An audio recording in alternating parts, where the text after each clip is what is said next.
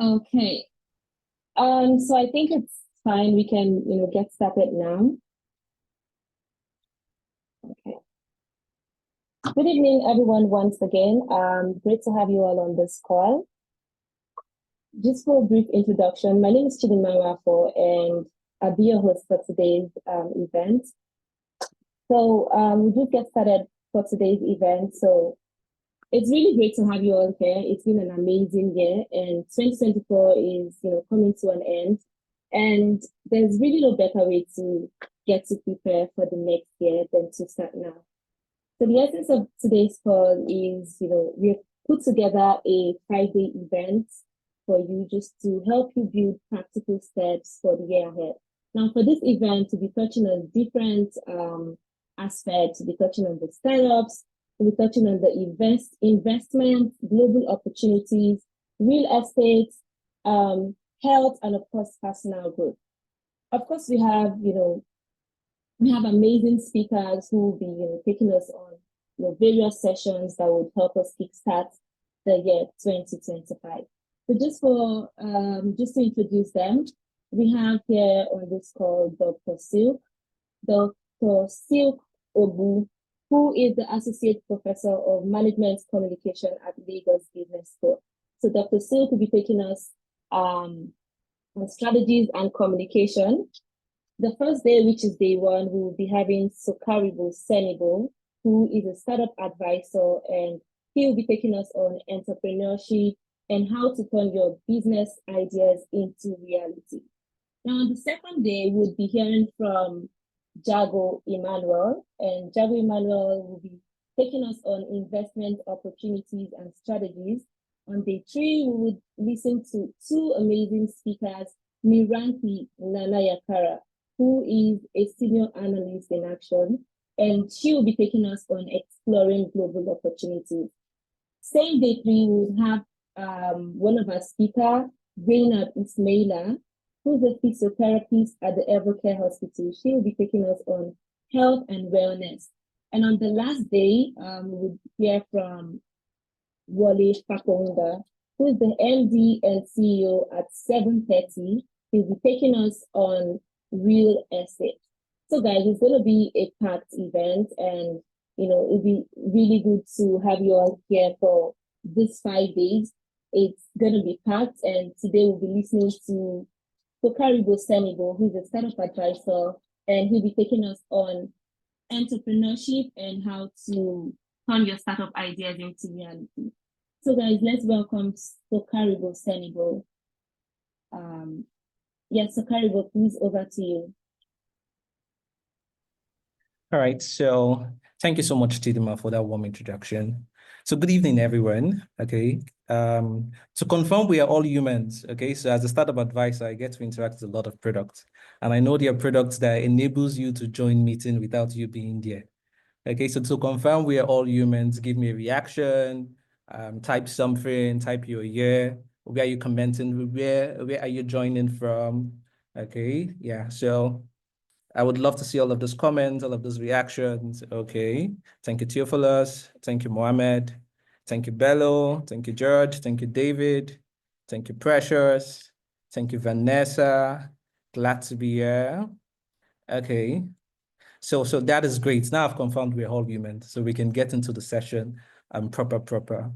Okay, so I would be sharing my screen, so we can get started. This should be Thank you, Innocent. Yeah. Sharing screen. All right, so if you can see my screen, also drop a comment on just drop a comment, okay, so I can confirm you can all see my screen. A comment, a reaction, yeah. Okay, Claire. All right, thank you, guys. Okay, so for this session, it is going to be a mini interactive session. Okay, as I proceed through the section, at various points, I'm going to stop. And then when I stop, you can basically ask me all of the questions that you want to ask with respect to the section I have covered. And then we're going to proceed from there. Okay, so like Chidima said, Today, I'll be talking on entrepreneurship and how to turn your startup ideas into reality. The truth is, for many of us, when the new year starts, okay, there's always this flow of ideas that just flow. Okay, you have this inspiration from here, you have this inspiration from here, you have this inspiration from here. And then you have all this ginger to want to get this idea into something tangible. Like, okay, by Q1 of this year, I'll be able to have done something with respect to this idea. But you realize that months in, January passes, February passes, March passes, you get to December and then you're looking, oh, I had this idea, but then I didn't actually implement it, basically. So what we'll be discussing today is practically me trying to help you understand what the entrepreneurship landscape has been so far. And entrepreneurship also covers what the startup landscape has been as well. And then show you a practical way for you to be able to turn all of those your startup ideas into reality. Okay, so the outline. So we'll cover the entrepreneurship and startup ecosystem. Okay, you can't get into an industry when you don't understand the nitty-gritty of the industry. So we'll do an overview of the entrepreneurship and startup ecosystem. Then we're going to cover how you could build a startup from scratch. Okay, it's 2025. And our goal is to empower you with the tools to make the best out of the year. So I would show you how to build a startup from scratch, how to take your idea from being an idea to a minimum viable product, which we call MVP. So whenever you hear me say MVP, it's not most valuable pasta, it's a minimum viable product. Okay, and then key essentials that every founder needs to know or needs to have in place. Okay, and then we'll just end with some strategies that you could use to build lean teams and scalable systems. All right, so are we good to go? So reaction, are we good to go? Give me a reaction. So I love reactions. So as we are going, I would ask for reactions. So you give me reactions so we can proceed. All right. Okay. So who am I? I am Sokaribo, Senibo. I'm a startup advisor. I'm a software developer and I'm a technopreneur. So basically, I'm the guy you talk to if you need to start, manage, scale, and invest in the tech startup. Okay. So I'll repeat again. I am the guy you talk to or the advisor you talk to if you need to start, you need to manage, you need to scale, or you need to invest in a tech startup. So I'm that guy that you talk to. So, and I think I've been doing this for quite a number of years. And over the years, I've worked with more than 100 startups and over 6,000 entrepreneurs accumulatively. So I think I have enough experience when it comes to this. Okay, so getting proper into the section. So remember, if you have any question, feel free to just note them down or drop them in the comment section so you don't tend to forget about them. Okay, and when I take a pause, I'm going to look at it and then I'm going to address it and then we can proceed from there. Is that okay? Yeah. So the entrepreneurship and startup landscape so far.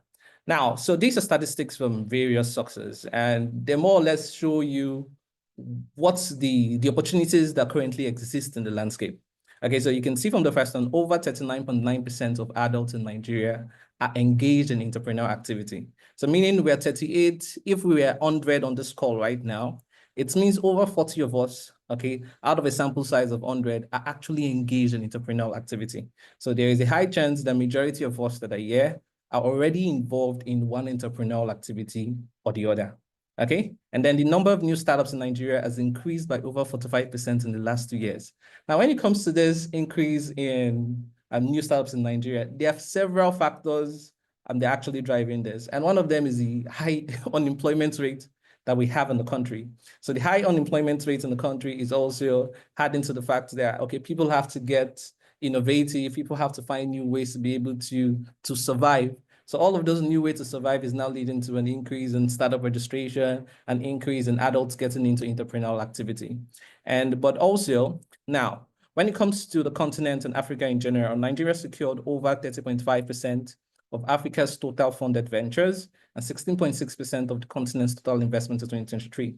So which also shows you that despite we have all of this increase in people coming into the sector, we have an increase in new startups. There's statistics that says every day there are over 137,000 startups per day. So new startups per day are over 137,000 startups. So despite all of this startups, the new startups, and adults getting into entrepreneurship, to some extent, there's still funding that is being available. There's funding that is available in the space. So meaning there is opportunity in the space for we to get into. All right. So now also there's been a massive increase in tech-enabled startups. So all of the new startups that we're in, okay, majority of them tend to focus on fintech, e-commerce, agri, health, education, and energy.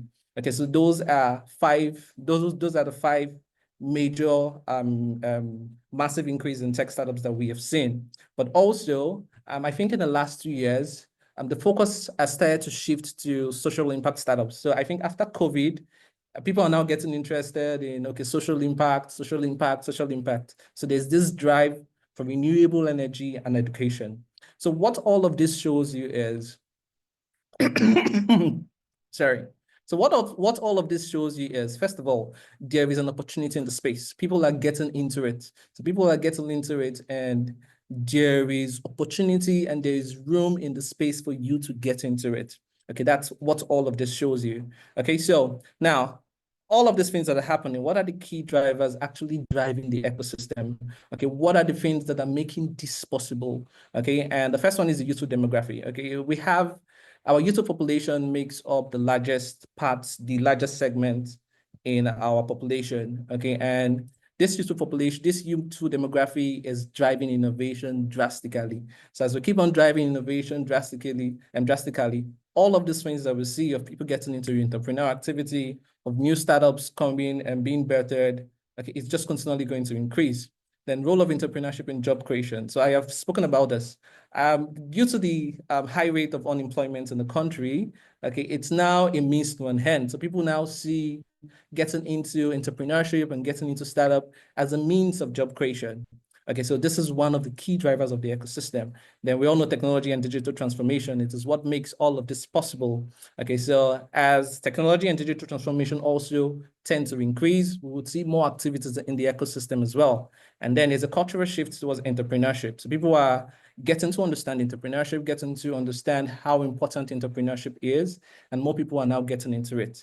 And success stories of Nigerian startups attracting attention. You open the news today, you hear MoneyPoint has secured this amount of money, okay? And it serves as a ginger. If MoneyPoint can do this, I can do this. So we have lots of people that actually come into the space because of success stories of Nigerian startups or of other Nigerian startups, all right? Okay, so moving on. Are you a startup or are you an entrepreneur? Okay, so for my session today, it's focused on you have an idea that solves a problem. Okay, so do you have an idea that solves a problem? Are you a startup already? So you have a startup that is about to kick off, or you have a startup that you guys are still trying to more or less scale up. Okay, so my session is focused on startups and entrepreneurs. So majority of all I will be discussing today is focused on those two segments, startups and entrepreneurs, okay? But even if you're not an entrepreneur, you can basically learn how to actually convert where ideas come from, because I'll show you where ideas come from. You can learn where ideas come from and how to more or less get an idea from being just an idea to reality, all right? So now we're speaking about startups, okay? We're speaking about entrepreneurship. So what makes a startup successful? Now, there are two categories of reasons why a startup is successful. Okay, two categories of reasons. So the first one is, you see from the list we have the idea, the timing of the idea, execution of the idea. So they're all relates to the importance of each of them to startup success. And the other category is their contribution to the startup success. So I repeat, but the key factors we have on my screen right now are in two categories. The first one is the importance of that line item to the startup success, and the other one is their contribution to the startup success. So let me explain. So now we see the first point as the idea, 15 to 20%. Now, the idea is, I want to start a startup. I have a startup. What is that startup idea? So the idea is the most important part of your startup. Okay, it's one of the most important parts. It is one of the most important parts to your startup success. So if you're starting a startup, the idea that you used to start, okay, the idea that you are basing all of your operations on it's very, very important, okay? But when it comes to your overall success, okay, it contributes 15 to 20% to your overall success. So I would explain what the contribution actually means. So when we have the idea as the most important, so if you get the idea right, okay, the next thing you have to get is the timing of the idea. Okay, I can have an idea that has a huge potential, but it's just that this is not the right time for me to implement the idea. Okay, and there are several instances of that. Okay, yeah, sorry, who is that? Please, if you're not speaking, you can just mute the mic. Okay, so I can have an idea, but I also have to consider the timing No, of it's at the back. that idea. Stop. Could you mute yourself, please? Okay, so I can have an idea, but also the timing of the idea, okay, is very important. It contributes, it is important to your startup. What's that now?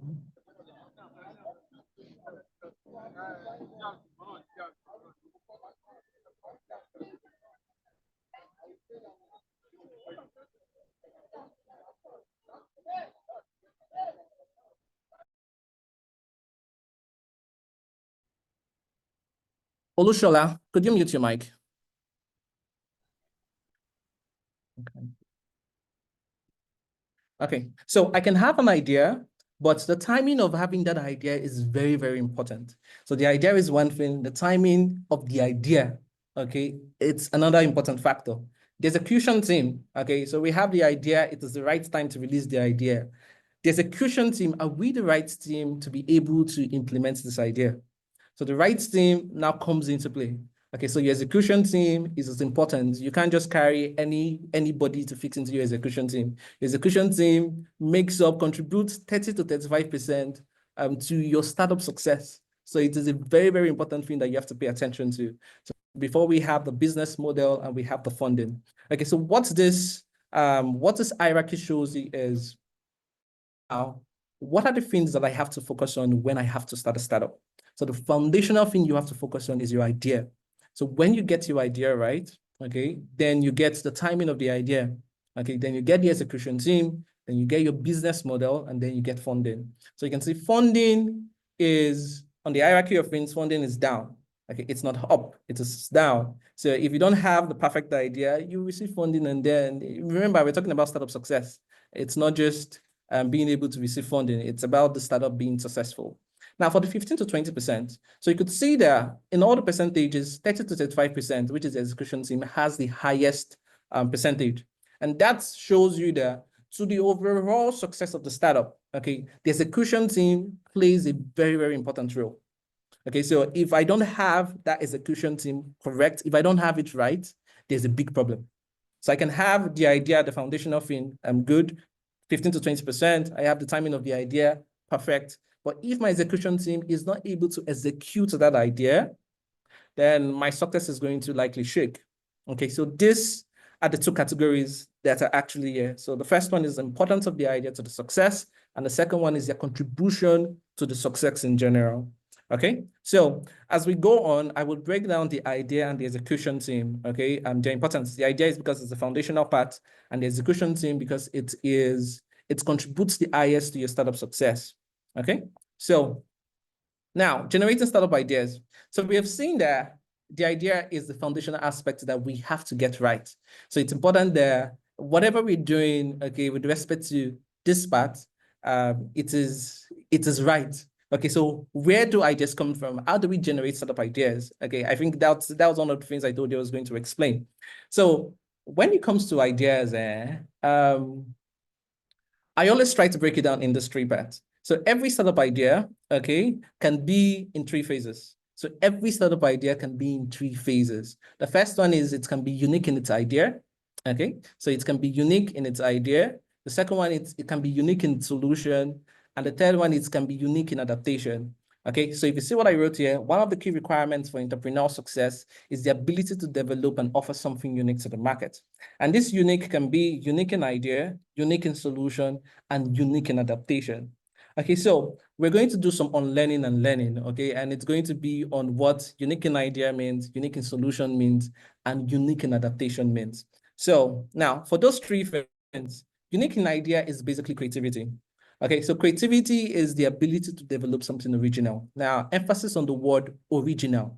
Okay, so it has to be something that that does not exist anywhere. Okay, so if I go to Japan, if I go to the United States, it doesn't exist anywhere.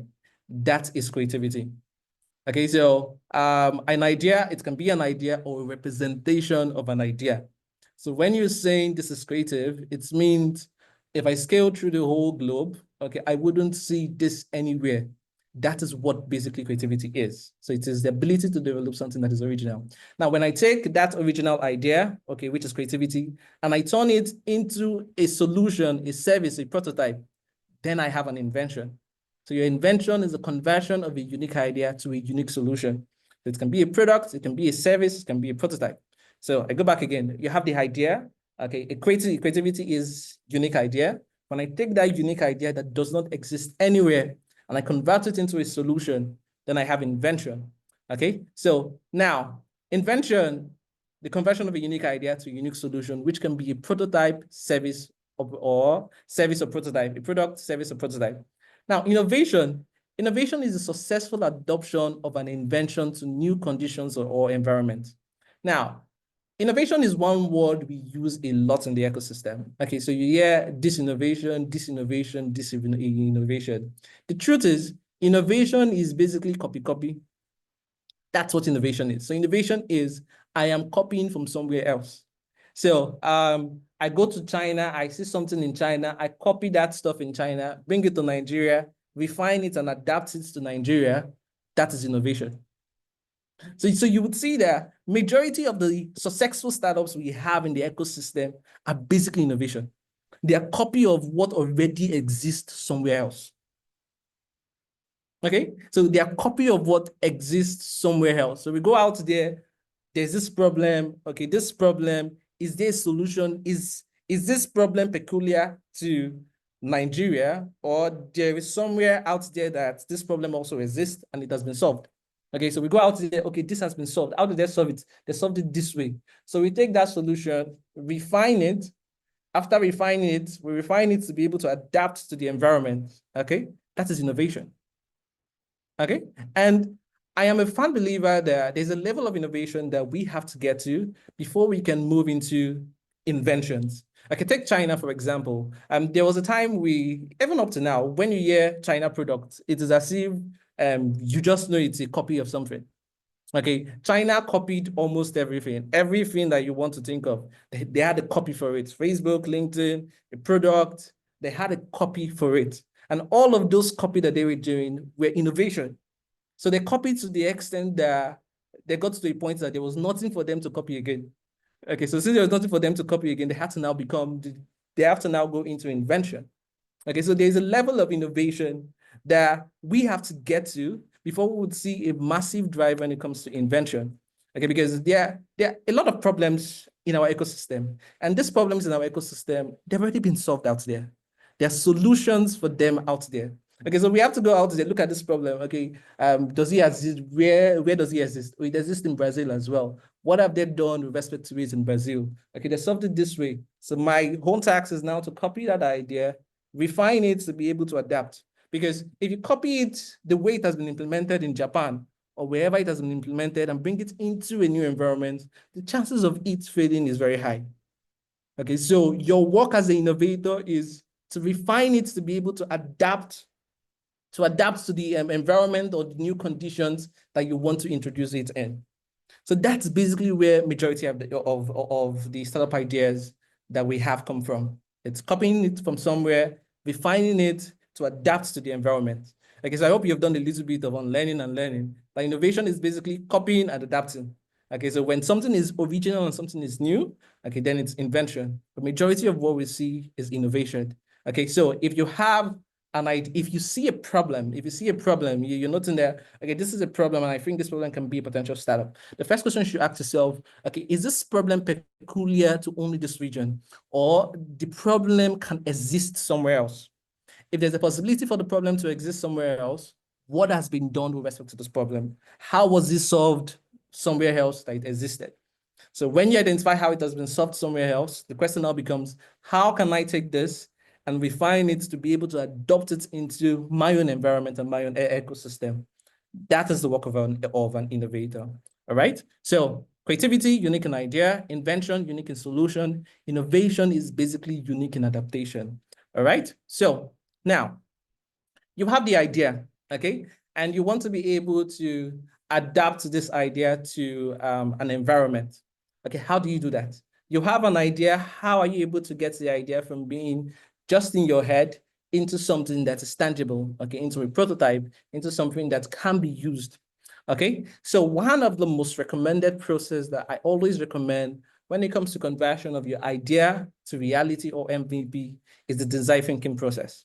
So you would have heard design thinking, okay? There are various versions of design thinking and there are various ways it can be implemented.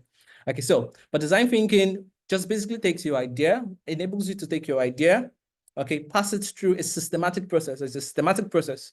It enables you pass that idea through a systematic process for you to come up with a prototype, an MVP, okay, in the shortest time possible. Okay, so I have an idea. What is the first thing that I do? The discovery phase. Okay, I have to discover more about the problem that I am trying to solve.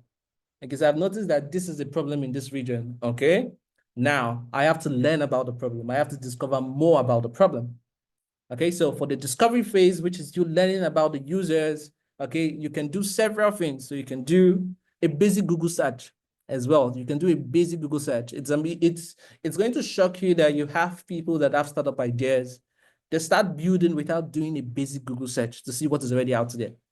Okay, so a basic Google search is part of a discovery process. So a basic Google search, user interviews, okay, carry out interviews for on people that are experiencing this problem. Okay, so you have to go that process of discovering more about the problem. Okay, because we all feel some people, okay, you just have this idea in your head and you feel the way it is in your head is the best way to implement it.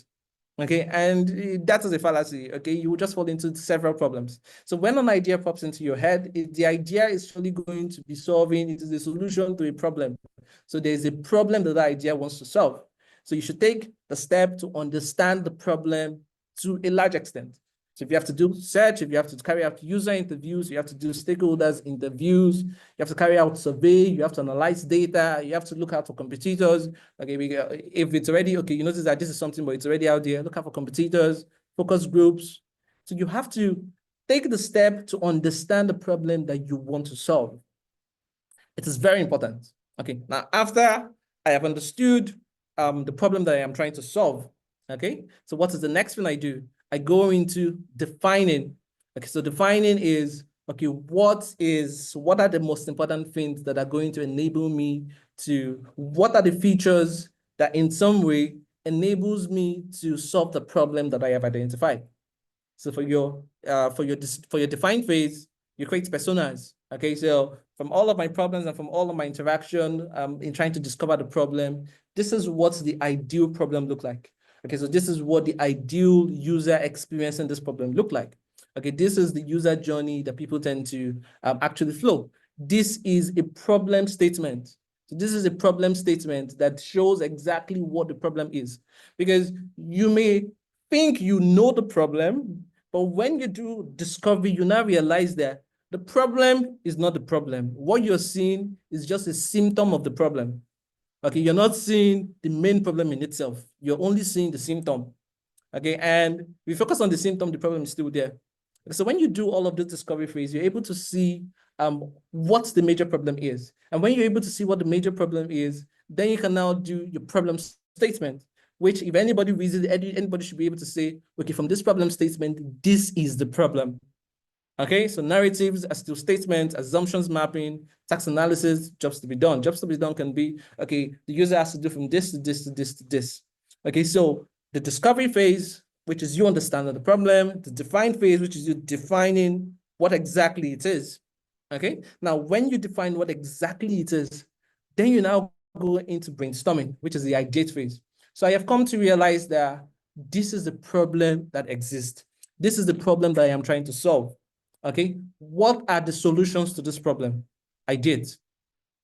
There can be several solutions to a problem. Now remember, when we were discussing the idea processes, there was unique in idea, unique in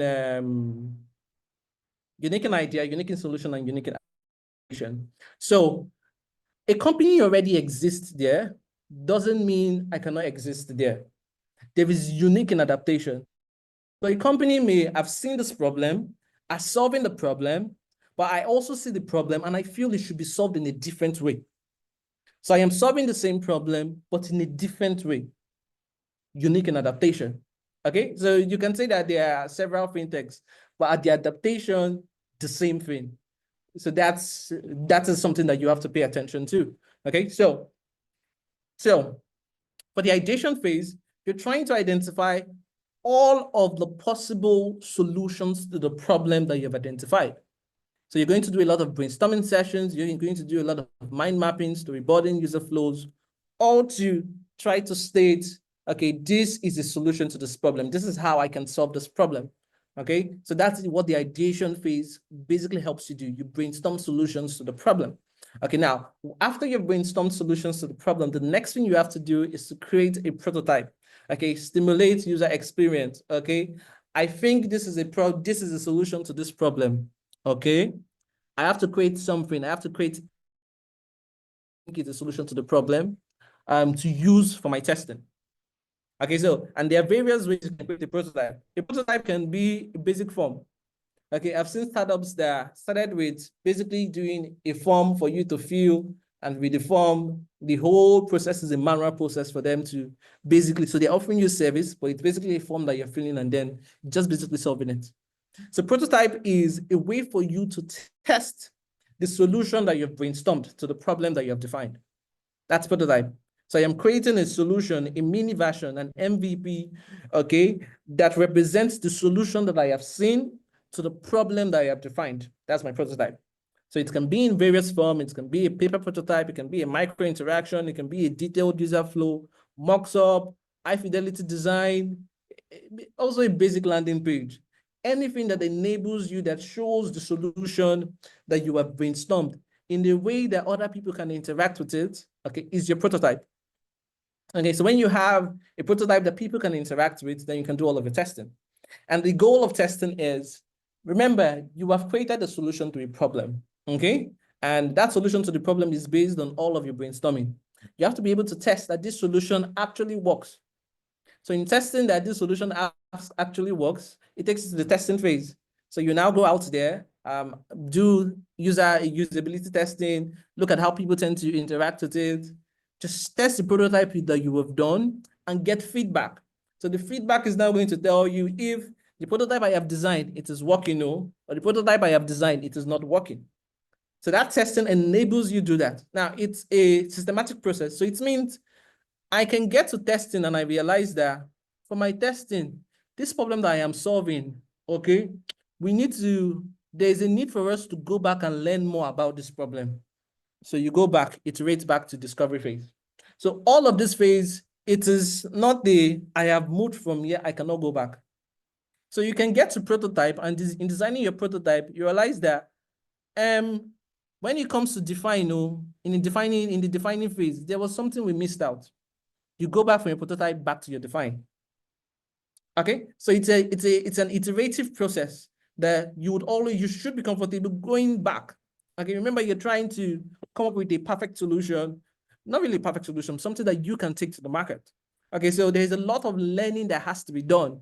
So there is no guarantee that I have defined what the problem is, and that is correct 100%.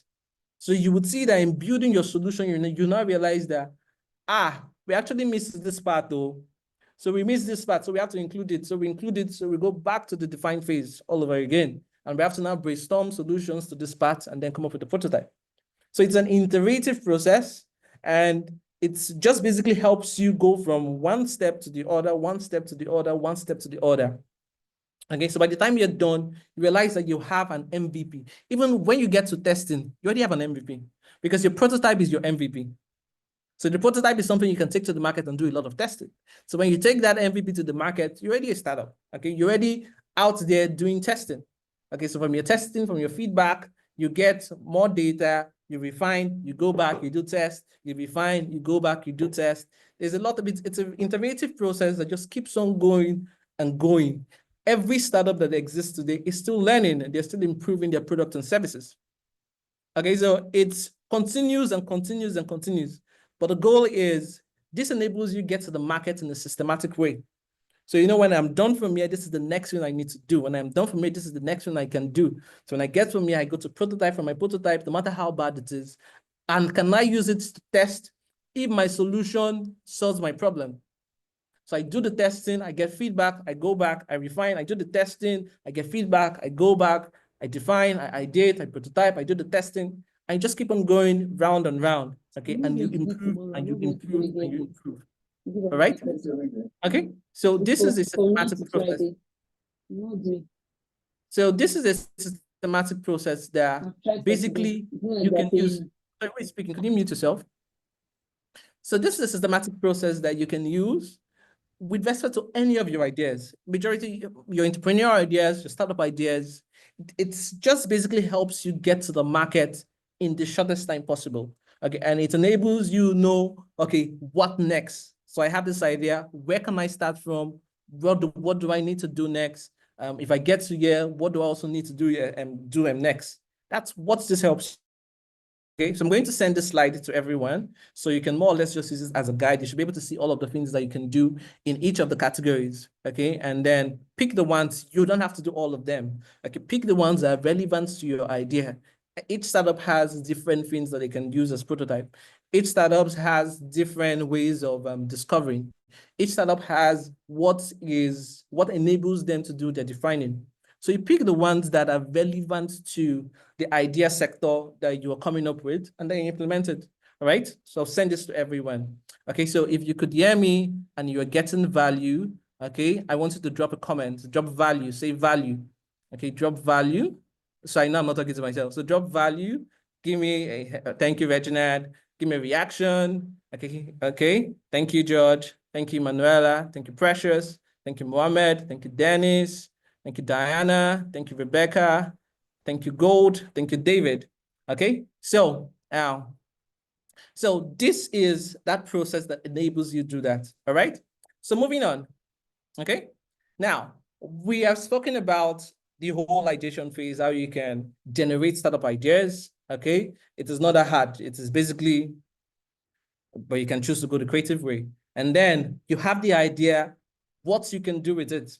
Okay, how you can take that idea from being just an idea into something that is tangible, an MVP, and how you can just iterate the whole process. Now, there are certain fundamentals I feel every startup founder should know. Okay, so there are a lot of them, okay, but these are the core fundamentals I think as a startup founder, you have to pay attention to.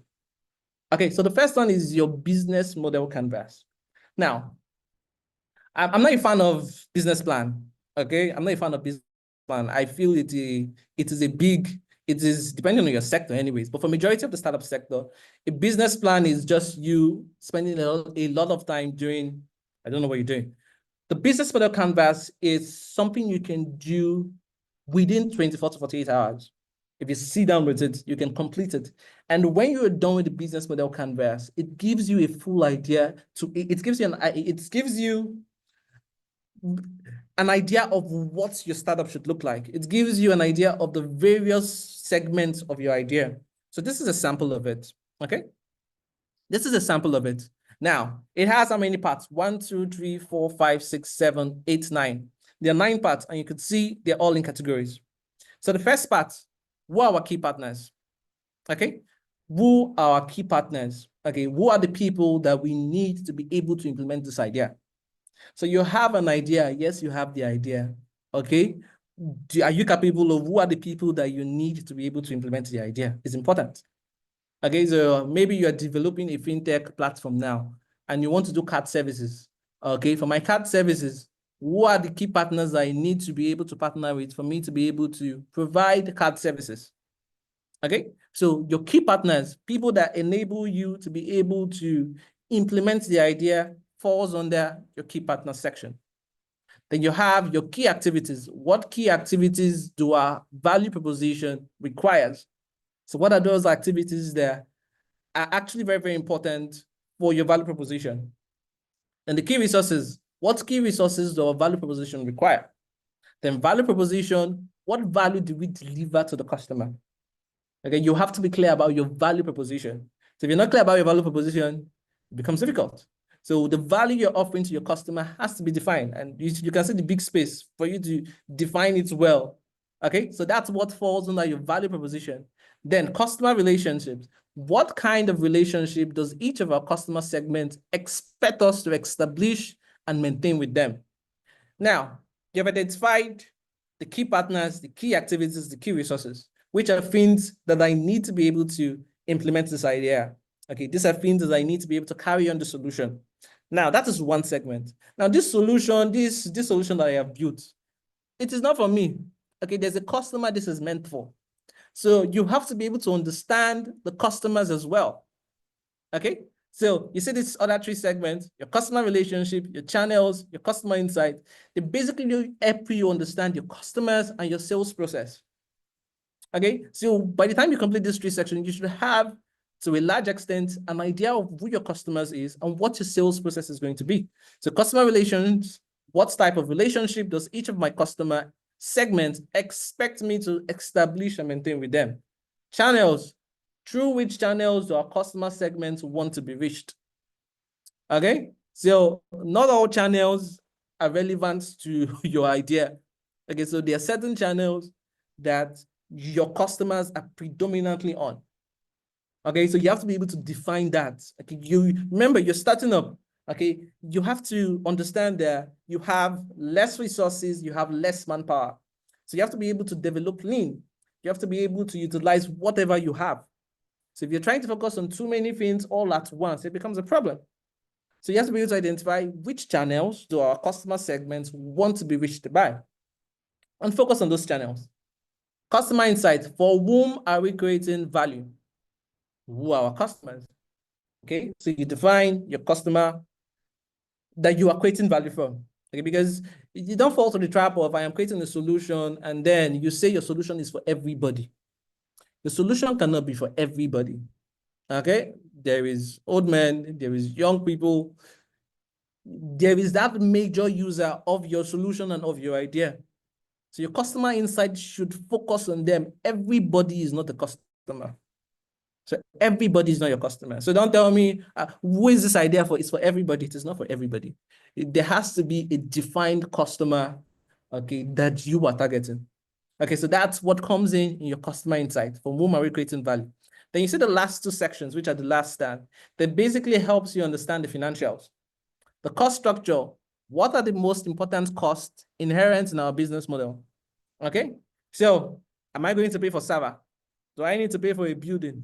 Do I need to buy a car, okay, to do the delivery? What are the most important costs inherent in our business model? What cost can we have to spend money on?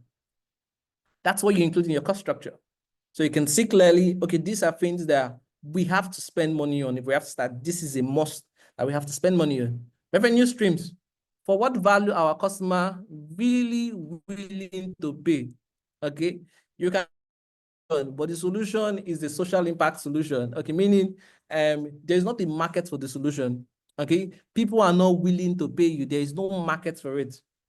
So you can take a lot of time, think you have this perfect idea, and then you just flow with it, and then you just realize that nobody is actually willing to pay for this.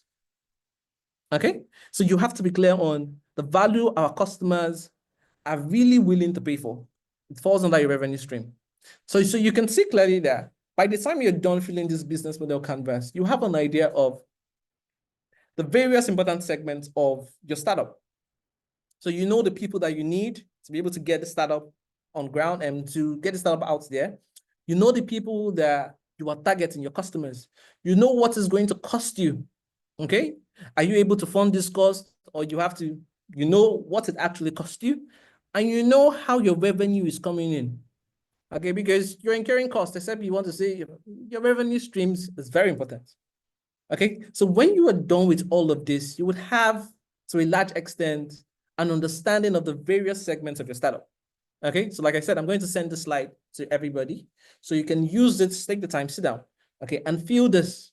Okay, with respect to your idea, with respect to your startup idea, by the time you're done, you realize that you have, to some extent, a broad understanding of the various sectors that contribute to your idea. All right, so back to our fundamentals. So we've discussed the business model canvas.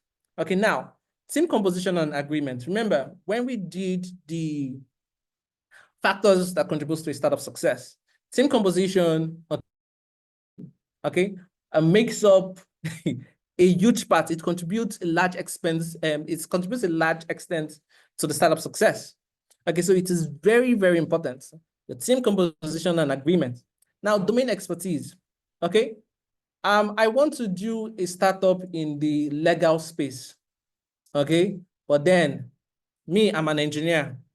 Okay, I go to bring my brother that studied agriculture. Then I go to bring my friend that does sociology. Okay, and we're trying to build for the legal system. You have no domain expertise. So when you're doing your team composition, it is very important that your team, to some extent, has domain expertise of the sector that you want to innovate in, or the sector that you're coming up with the startup with. So if you're doing a legal startup, there should be a legal person in your startup, in your team. If you're doing a health startup, there should be an health person in your team. Domain expertise. There are certain things that you would never see unless you get into the sector. So whenever you're building, your team composition is important, and ensure that you have somebody that is in that domain where your idea exists as part of your team. Okay. Now, co-founder agreement. It is always advisable for you to have a co-founder. Basically, what it helps you do is it eases up the pressure. Okay, you as one person, you're trying to do this, you're trying to carry everything around. It can be an overwhelming process. Remember, startups, what makes startups different from SMEs is because they have high risks, high potential. Okay, so it can grow, it's scalable very, very fast, but there's also high risks. It's what makes it different from an SME. Okay, so do you want to take all of this uncertainty by yourself, or you want to split it with someone? Okay, so you are able to do it collectively. So if you want to go the solo founder route, it's fine, but it is always advisable for you to have a co-founder. Okay, that two of you can basically encourage yourself and keep yourself in check. So, but when you're having a co-founder, it is important that you have agreements in place. Okay, because remember, this is like a marriage. Okay, I am bringing in a co-founder. It is a marriage. Okay, so we can either do for better, for worse, or at some point we tend to fight. Okay, so when you want to have a co-founder, have the necessary agreements in place. Okay, the agreement protects the startup, not just you and the co-founder. Okay, remember you're starting the startup, and that startup should become an entity separate from you and your co-founder. Protect the startup. So have your co-founder agreements in place. And also, why I always advise that you have your co-founder agreements in place is there's a lot of uncertainty, okay? I might have somebody that is interested in the startup right now as my co-founder, and life happens in the next 3 months, the person is no longer interested. Okay, the person is no longer interested. You have no agreements in place. What happens? How do you nullify that marriage? How do you tell the person, bye-bye, be going, since you're no longer interested? Oh yeah, now be going, let me be going on my own as well. So without an agreement in place, it now becomes not a straightforward process. But when you have a co-founder agreement in place, when such happens, it is clear, okay, based on the agreements we signed, okay, when this happens, this is what happens. And for your co-founders agreement, ensure that there is cliff and vesting period. Cliff period is basically, we are coming into this marriage, yes. You should also have it for all of your important team. That's your founding team members that you tend to bring in. Because your co-founder cannot do everything. So there will always be people that you want to bring in to help support. Okay. So for all of those team members that you're introducing, have the cliff and vesting period important. Okay, in place in your agreement. The cliff period is this. Okay, so we're going to enter this agreement to build this together, yes. But in the event that I leave in 6 months, I'm going to leave empty, not owning anything. Because remember, you're bringing in a co-founder, you're giving the co-founder equity. So the co-founder owns a part of the business. So if they're leaving, how do you collect the part of the business that you have given to them? Okay, the cliff protects you from that. So if you leave within this period, it is thank you for your contribution to humanity. So all you have done for us, we thank you for it. But bye-bye. We owe you nothing. Okay? So that's part of what your cliff period enables you do to ensure that if this marriage does not work within this particular certain time, you owe nobody anything. The startup owes nobody anything. Okay? So the vesting period is Now I want to give you 30%, or I want to take 30% of the startup. Okay, but what's the guarantee that after the cliff period, I'm going to keep up with the momentum that I have kept up with? Okay, so your vesting is now saying the 40% that is my own or my co-founder's own, we're going to vest it for a duration of time. So it's going to be for maybe 5 years. So for the 40%, I'm only going to get the 40% at my year 5. So year 1, I'm going to get maybe 5%. Year 2, I get another 5%. Year 3, I get 5%. So what it enables you to do is to ensure that you and your co-founder are in it for the long term. Okay, so when you know, okay, I have this. Okay, so if they want to live in the year 1, it now becomes, okay, all you have accumulated from the beginning to your year 1 is what belongs to you. Okay, the other one, the other percent that you have not earned, okay, goes back into the startup. But this is what you've earned, and it's not a discussion of, okay, how can we get this back?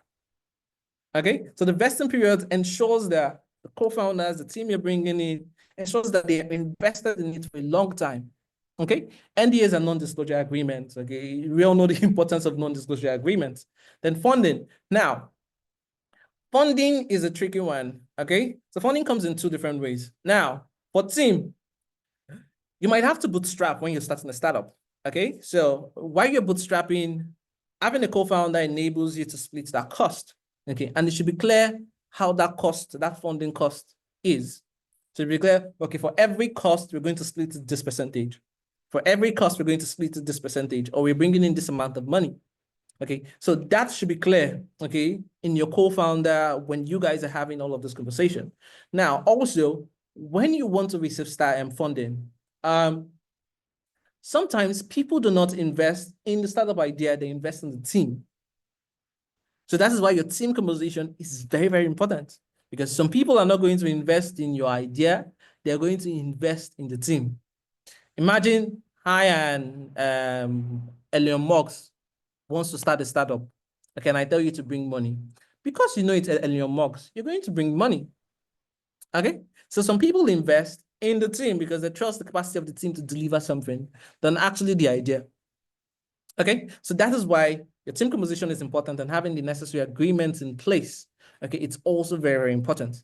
Now, the legal and government policies surrounding your idea sector. Okay, this is a funny one. So I think there was a period where I was having a lot of consultations, and in a week I spoke to 2 startups that we're trying to provide solution in the therapy industry. Okay, now you're trying to develop a therapy startup. Okay, but in your team, there is no therapist. You don't understand what makes you a therapist. Okay, so you don't understand what makes you a therapist. You do not understand the legal industry surrounding being a therapist. For the financial sector, you're starting a fintech startup. What are the government policies surrounding the fintech industry?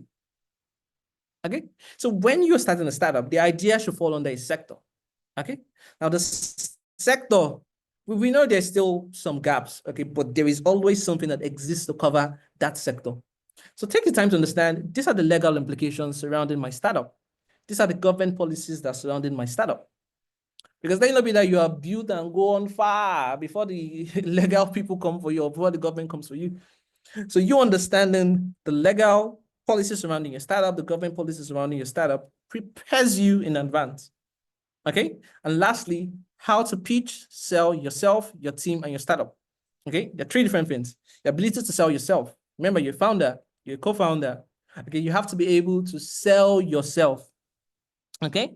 So in pitching, you have to create a pitch deck. Okay. Have an elevator pitch. Your elevator pitch is a 30-second elevator drive speech that explains your startup to someone. So it is, I am meeting you for the first time. Okay, and you're meeting me, and I have to go from an elevator up to down, which is estimated to be a 60-second thingy. So in that 60 seconds, can you explain your startup to me in a way that I understand it? So it's something that you have to be prepared for at every time. So sit down, craft your elevator speech. So when you're meeting somebody and you're doing introduction, it's already there. You're not thinking of what to say. I shake your hand, I explain my startup in 60 seconds. You know what my startup does. Okay? So that's pitching. Okay? So have your pitch deck in place as well. So you sell yourself, you sell your team. Okay? Sell your team. Okay, we have this and this in our team. This is the accumulated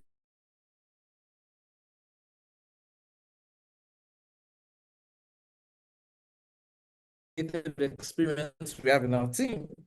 So sell your team of my problem. This is the value proposition of the startup. This is what the startup solves. This is what makes the startup unique. This is our uniqueness and adaptation. Is it a creative zone? This is the invention that our startup is actually driving. Okay. So these are important areas that you have to sell. Sell yourself, sell your team, and sell your startup. Okay. So that being said, we've come to the end of the session.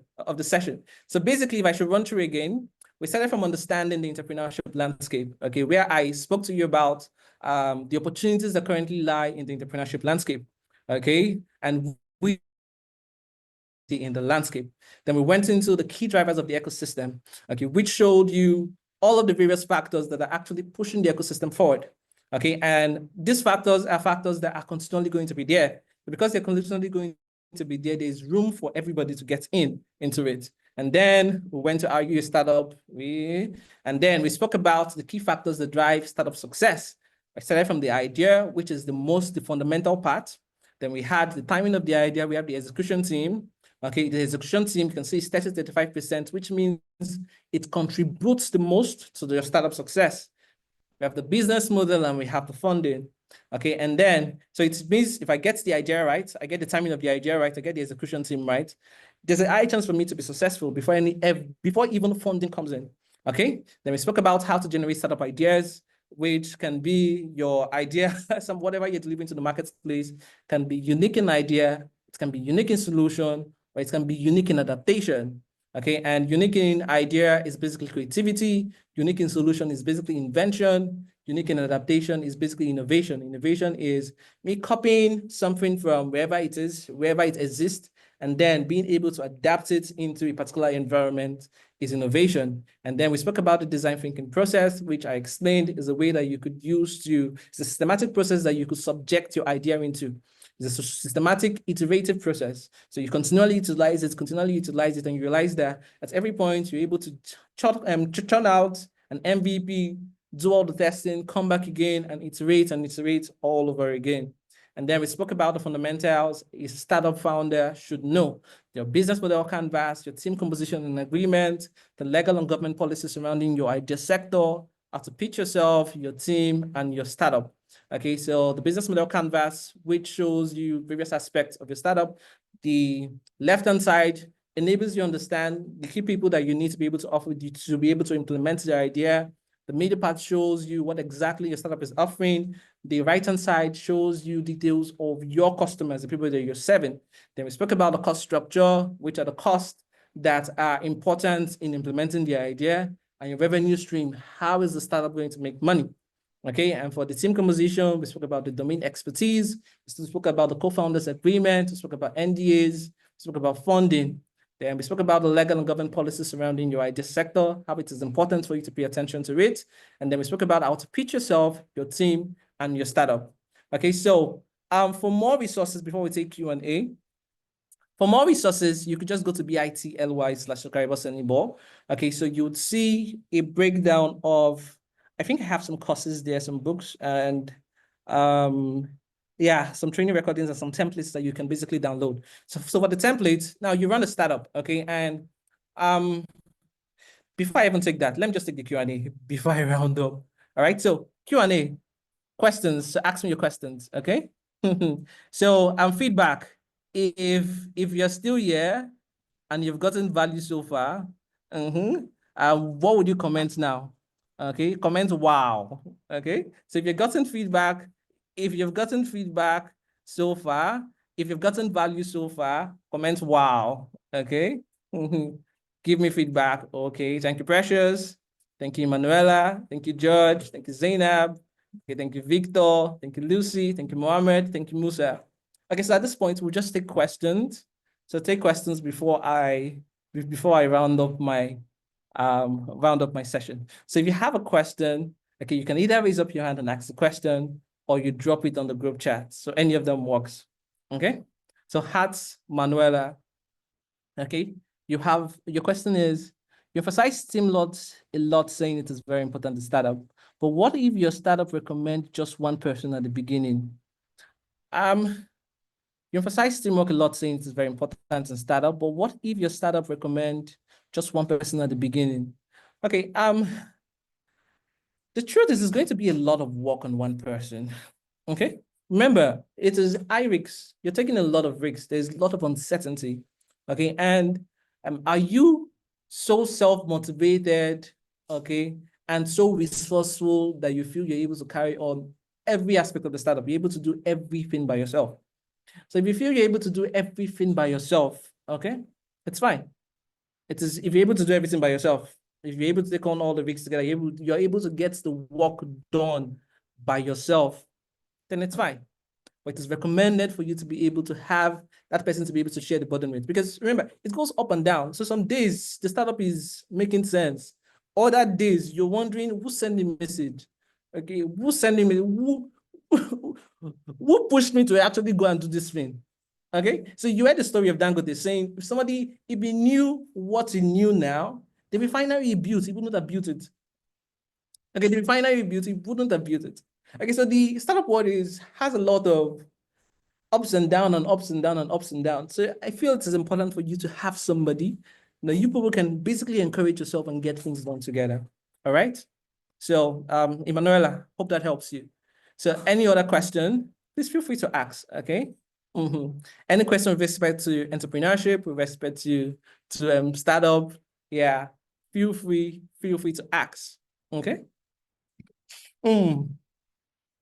Okay, so while you are trying to get your questions, so how can I ensure that my value proposition is truly valuable to my target customers? That falls under you doing a lot of testing. Okay, remember it's an iterative process. So you may feel a place for your assumption and there's a place for you confirming your assumptions. So I feel this will work does not mean it will work. I feel that this solution that I have carved now, if I take it to the market, boom, it's going to blow. It's going to solve this problem. You're deceiving yourself. So you may just get there and then you're like, how do we use this? What does this mean? What does this signify? And then you'll be wondering, but because most times in trying to solve a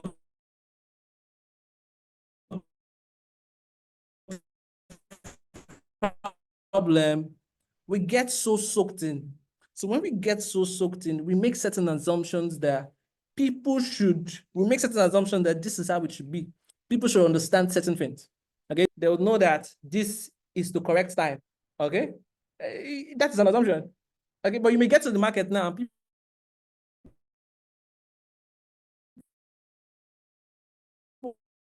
are trying to turn this to correct the time. They're wondering, what does this do? Does this stop? No BM at all. So the way you can ensure that your value position is truly valuable is by testing. Take it to the market, do a testing. When you do a testing, you get feedback. When you get feedback, you refine. Do a testing again, refine and back. And that's how you make it valuable. Now, Nature, you said something that caught my attention now. If Dangote knew what he knew more, okay, what were you making reference to? Government policies? Not just government policies. If you watch his interview, okay, I think his interview was, there was this bank, okay, that had this interview in Malta, okay, and they were basically interviewing Dangote on what the process has been, okay, in building the refinery. Okay, so it goes beyond just government policies to the things he had to do. He had to build his own seaport, okay, because the current seaport we had couldn't actually serve what he wanted to do. He had to build his own grid system. Okay, so there were setbacks from government policies, there were setbacks from the industry in itself, there were setbacks, there were several setbacks. It was as if it was going from one setback to the other, one setback to the other, one setback to the other. And because he had already started and he had to finish it, so he had to do. Okay, there was even where he said he bought the land and the land could not be used again for what the land, the refinery, the location for the refinery was moved like 2-3 times. Okay, so all of those things, okay, it's part of the startup world. There are lots of uncertainty. So when you get into that, you just see that really will send me. Okay. So why innocent? At what stage do you feel like your idea is now good enough to begin pitching to investor or getting a co-founder or team members from the beginning phase? Okay. The moment you have an idea, okay, the moment you have an idea, you're free to discuss it with any of these categories that you have with. Okay, you have the idea. Do you have there are investors that invest in the ideation phase? Okay, do you feel the idea is worthy enough to receive investors? Is worthy enough to receive investment? If it does, then you go ahead to pitch it. Okay, you have the idea, you want to be able to flesh it. Remember, in the design thinking process, there's a place for brainstorming. Okay, so do you want to brainstorm the whole solution by yourself, or you want to bring in people for you to be able to brainstorm the solution? So you're clear on this is a potential problem that I see. So I'm clear on this is a potential problem that I see. So I can work with, I can decide to bring in a co-founder to say, a co-founder, Alpha, this is a problem that I see you. Do you also see this problem? Say, oh, yes, I also see this problem now. And now let's work towards this to come up with a solution to the problem. Okay, so at your ideation phase, you can actually bring in any of this category of people that you're making reference to. Okay. So please, can you explain the key partners again? Key partners are basically the people that are relevant to helping you implement your idea. So for instance, I use the example of I want to offer virtual card services as a startup. And the virtual card services, I am not building the card services on my own. It means I'm going to partner with a card service provider to offer those cards to me while I offer it to my customers. So because of I am buying it from them, they're giving it to me and I'm giving it to you. Okay, you're not seeing them, but me, I know I am seeing them. Okay, they become my key partners. So those people that are relevant to the implementation of your ideas are your key partners. All right. So can some business actually target everyone? If I have an agricultural startup, for instance, everyone eats food. Everyone eats food, but does everybody eat what you're actually selling? Okay. Everybody does not eat, everybody does not eat what you're actually selling. So everyone eats food, but not everyone eats particular type of food. There are people that don't eat certain foods. Okay, you say, I only eat oats, I only eat wheat, I only eat this, only eat that. Okay, so so that's it for that. You targeting everybody is a fallacy. You can't target everybody. Define this customer segment that you want to target, okay, and focus on that segment. Every other person can be an extra, but there has to be a core segment that you are targeting. All right. Aisha Mohammed, thank you, Sokaribo, for please for people. Please please for people that struggle with entrepreneurship, like people that feel that entrepreneurship isn't for them. What's your advice for them? If you feel that entrepreneurship is not for you,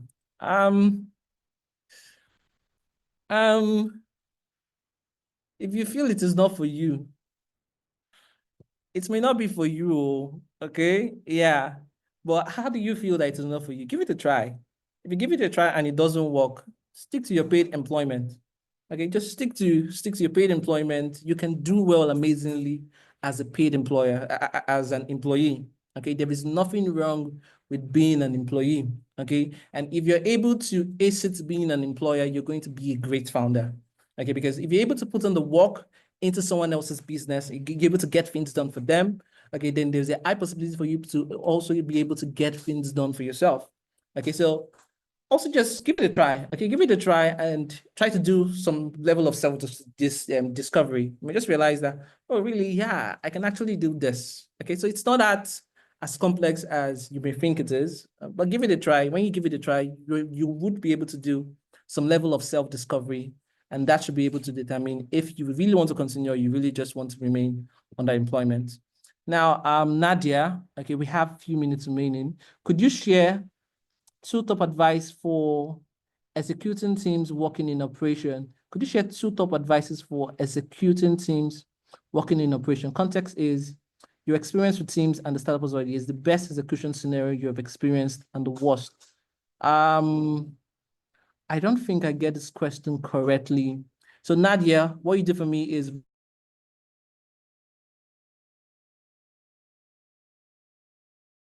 rephrase it in a way that I better understand it. That's one more thing. What's your thoughts on the e-commerce business sector in Nigeria at large? What's your advice for someone who would like to start an Amazon-like business serving Africa as a continent?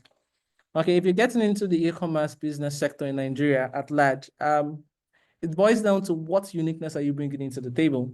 Okay, because now if you see the top sectors that I mentioned, so there was a fintech, there was e-commerce. Okay, after fintech comes e-commerce. Then we have e-commerce, we have the agri sector, we have the healthcare sector, okay, and we have the energy sector. So the e-commerce sector is becoming highly competitive. Okay, now you have Temu. Is it Temu? Temu. Temu is everywhere. You open this social media app, you're seeing Temu. You open here, you're seeing Temu. You open here, you're seeing Temu. You open here, you're seeing Temu. What they are doing is increasing the level of competition. Okay, so if you're coming into the e-commerce space right now, you have to bring in something really, really unique. The ability to bring in something really, really unique makes all the difference. If you're doing what everybody else does, then be ready for all of the competition that currently exists in the space.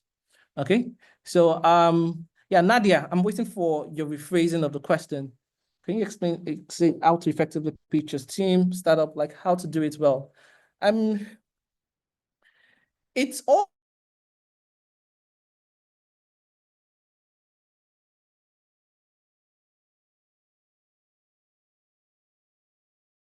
you don't learn how to shoot gun on the day of battle. Okay, so it's not the day that you want to do an introduction, okay, that you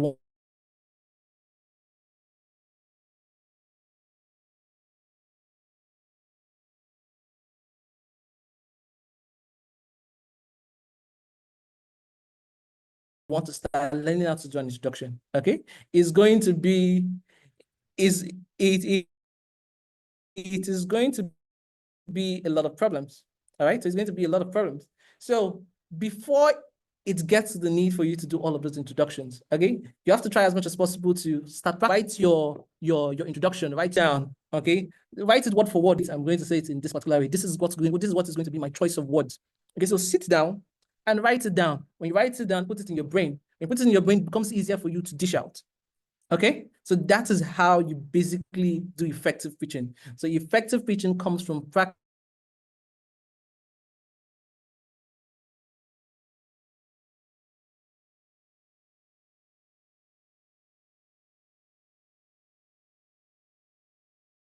practicing it before time. So practicing before able to do that even pitching.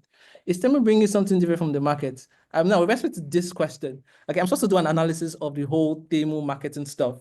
Okay, so I can't speak to that until that marketing thing is done, or until the market analysis of Temu and what your value offering is currently is. So I don't have the data to back up a discussion on Temu until I am done with that analysis. Okay, so two more questions and then I will basically just conclude.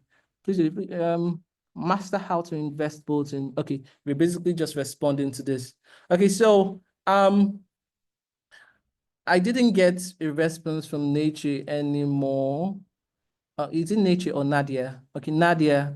Nadia, I didn't get your question. Okay, so, and you have not sent it in again. So what you could do is you could just visit this link. You'll be able to see my social media profile. Okay, so best platforms to reach me on is on LinkedIn, Instagram. I opened up my Instagram this morning. Okay, so LinkedIn, Instagram, and Twitter. Those are the best platforms that you can reach me on. For quick reaching, LinkedIn first. So if you have to choose which one first, LinkedIn first. And after LinkedIn, you can go to Instagram before you try to reach me on Twitter. Okay, so you could reach me on any of those platforms, and then I'll be able to provide clarity on what you're asking. So guys, if you visit this link, you'll be able to see other resources that could basically add, you would see more understanding of who I am, what I do, and also you'll be able to see, you're able to get access to some of these resources. Okay, so like I was saying before, now when you're starting a startup, there are several things that you have to know, there are several things that you have to have in place. Okay, so what I did in this website is you would see that there are templates that are ready for you to adopt. So the templates that, okay, when I take this template, I'm able to get this part of my startup complete to some extent. If I get this particular template, I'm able to get this part of my startup complete to an extent. Okay, so visit that. You should be able to also get access to some of other resources that exist that I currently have organized through. So at this point, I would say thank you so much for listening to me, and feel free to reach out to me if you have any other questions. So Chidima, over to you. Thank you so much, Sokaribo. That was a very, very informative one. I know we've learned a lot from today's session. We talked about key factors that drive success of startups. We took a look at the fact that the first thing you need to get right is, getting the perfect idea for your business even before funding. It was such a great one, and I'm sure we all have something to take back from today's session.